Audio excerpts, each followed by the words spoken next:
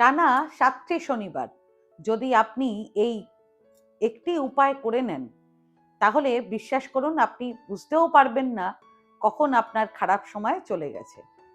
এবার উপায়টি ভালো করে জেনে নিন।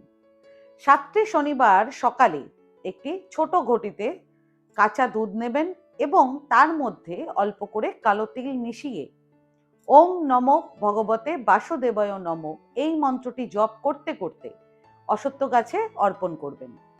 এতে আপনার জীবনের অন্ধকার দূর হতে শুরু করবে। এই উপায় শুধু শনি দোষের জন্যই নয়, বরং জীবনে চলতে থাকা প্রতিটি বাধা দূর করতেও অত্যন্ত কার্যকর। কালো তিলের এই ছোট্ট ছোট্ট দানাগুলোই খারাপ ভাগ্যের সবচেয়ে বড় প্রতিকার।